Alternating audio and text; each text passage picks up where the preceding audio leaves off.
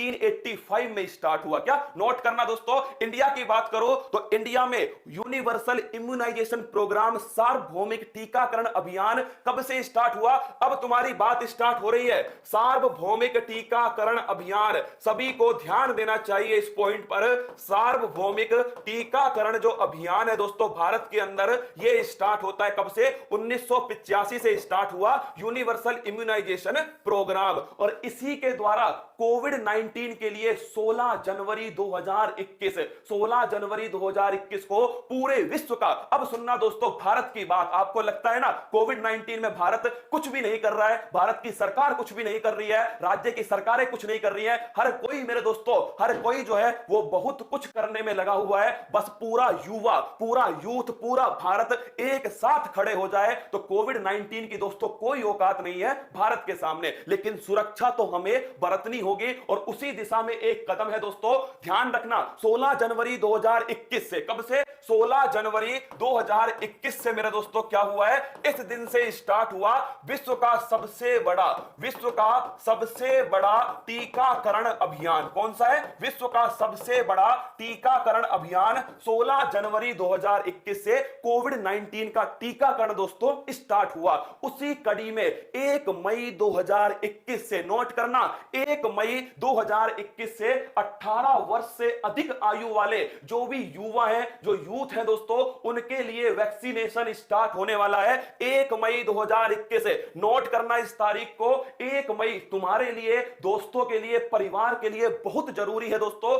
1 मई, note करना, 1 मई 2021 इस दिन से स्टार्ट होगा टीकाकरण 18 वर्ष से अधिक वाले दोस्तों, किसके लिए? आपके युवाओं के लिए। लेकिन उसका जो रजिस्ट्रेशन है वो आज से स्टार्ट हो रहा है। नोट करना दोस्तों, उसका रजिस्ट्रेशन 28 अप्रैल से स्टार्ट हो रहा है, मतलब आज स्टार्ट रजिस्ट्रेशन हो रहा है। रजिस्ट्रेशन कहां पर करवाना है तो देखिएगा, रजिस्ट्रेशन जो है दोस्तों ये आपकी साइट है कोविन। कौन सी है? कोविन। नोट करना, साइट का नाम क्या है दोस्तों? साइट का नाम है आपके सामने www.cowin.gov.india। ये वो साइट है दोस्तों जहां पर कोविड 19 का कौन सा टीका लगवाना है आपको, कितनी उसकी सप्लाई है, कितनों को लग चुका है, कोविड 19 टीकाकरण संबंधित सारी जानकारी इस एकमात्र साइट पर उपलब्ध है जिसका नाम है कोविन। क्या नाम है? कोविन। तो जाना आप दोस्तों, जब आप सर्च करोगे www.cowin.gov तो आपको ऐसी साइट दिखेगी।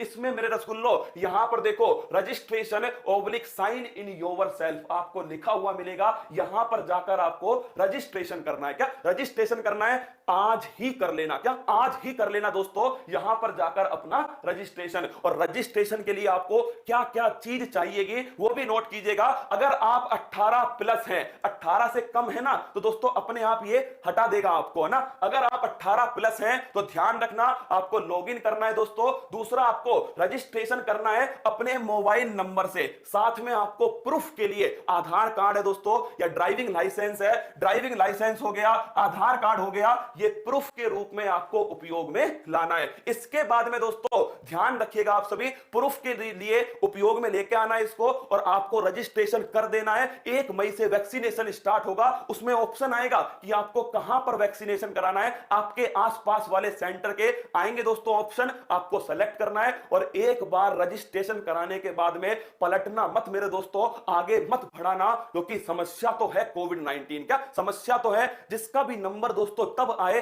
तब उसे वैक्सीनेशन करा लेना है। और एक मोबाइल नंबर से, क्या एक मोबाइल नंबर से दोस्तों 4 आप रजिस्ट्रेशन करा सकते हो अपने दोस्तों के साथ में, 4 तक आप करा सकते हो। तो ये दोस्तों आपको ऐप है जिस पर आपको रजिस्ट्रेशन कराना है। और ध्यान रखना, 2 टीके हमारे पास अभी उपलब्ध हैं, एक तो है सक्रिय वैक्सीन और एक है निष्क्रिय वैक्सीन। इसको समझ लेना रसगुल्लो। एक का नाम है कोविशील्ड। क्या नाम है? कोविशील्ड। एक का नाम है दोस्तों कोवैक्सीन। कौन सा है? कोवैक्सीन। एक है कोविशील्ड, एक है कोवैक्सीन। जो कोविशील्ड है दोस्तों ये एक सक्रिय वैक्सीन है। क्या है? सक्रिय वैक्सीन। और दोस्तों कोवैक्सीन जो है एक निष्क्रिय वैक्सीन है। कोविशील्ड ध्यान रखना ये बनाई है, ये दोस्तों सीरम इंस्टीट्यूट के द्वारा इसकी भारत में सप्लाई की जा रही है। और कोवैक्सीन की जो सप्लाई है वो भारत बायोटेक कंपनी हैदराबाद के द्वारा की जा रही है। अब दोनों में अंतर क्या है? दोनों की 2 ही डोज है दोस्तों। एक डोज लगवाने के बाद क्या दूसरी लगवाना जरूरी है? बिल्कुल जरूरी है। क्या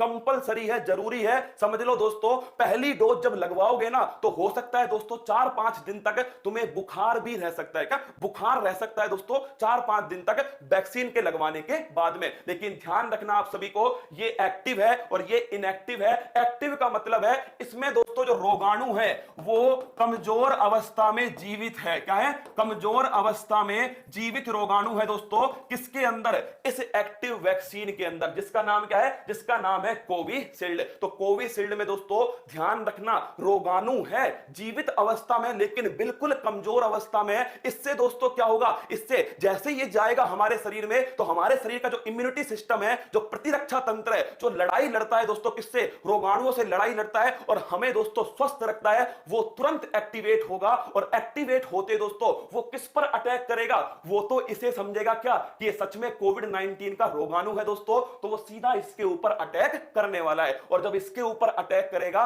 तो हमारे शरीर में दोस्तों एंटीबॉडी बनेंगी। क्या बनेंगे? हमारे शरीर में बनेंगे एंटीबॉडी। और तभी तो कहते हैं जो कोविड-19 से ठीक हो गया वो अपना प्लाज्मा डोनेट कर दे, क्योंकि उसके शरीर में बन चुकी है एंटीबॉडी। लेकिन सुन लो, जो गलत फहमी में है, जिन्हें पिछली बार कोविड-19 हुआ था, वो ध्यान रखना उनके दिमाग में क्या है, अब की बार थोड़ी होगा कोविड-19, क्योंकि पिछली बार हो चुका है, एंटीबॉडी बन चुकी है। बिल्कुल गलत अवधारणा है दोस्तों। ध्यान रखना, 100 में से केवल 10 लोगों की ही एंटीबॉडी शरीर में बची है, 90 के शरीर में एंटीबॉडी नहीं बची है दोस्तों। इसलिए कह रहा हूं हर किसी को सुरक्षा बरतने की जरूरी है, जिसे हो चुका है उसको और जिसे दोस्तों नहीं हुआ है उसको भी। तो वैक्सीन का उपयोग जरूर करना है। इसमें क्या होगा? कोवैक्सीन दोस्तों इसमें बिल्कुल मृत, क्या है दोस्तों? इसमें ध्यान रखना बिल्कुल मृत रोगाणु है, मतलब ये जीवित अवस्था में नहीं है। इस वाली वैक्सीन का एक फायदा ये हो सकता है, क्योंकि दोस्तों कमजोर अवस्था में जीवित है। क्या है? कमजोर अवस्था में जीवित है, तो हमारा जो प्रतिरक्षा तंत्र है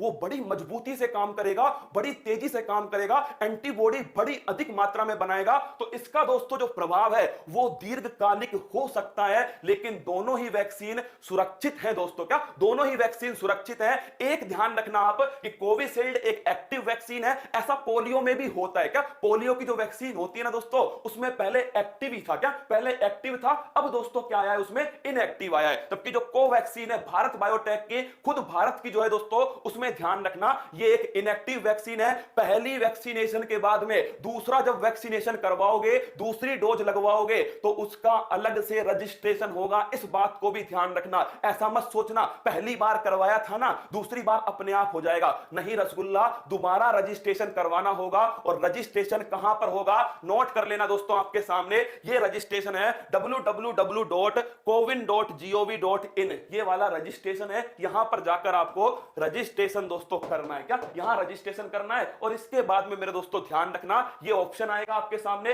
दोनों की दोनों, ध्यान रखना दोनों की दोनों मेरे दोस्तों, दोनों की दोनों सेफ है, बिल्कुल सुरक्षित है। तभी तो दोस्तों अप्लाई की जा रही है। क्या तभी तो अप्लाई हो रही है, दोनों सुरक्षित है। मैं खुद, अरे रसगुल्ला मैं तो करवाऊंगा यार, जो भी 18 वर्ष से अधिक है उन सभी को वैक्सीनेशन करवाना चाहिए। इसमें थोड़ा बहुत बुखार आता है 2-4 दिन के लिए। क्या 2-4 दिन के लिए बुखार आता है दोस्तों, तो ये ध्यान रखना। अच्छी बात थी एक जो मुझे लगा तुम्हें बता देनी चाहिए। सभी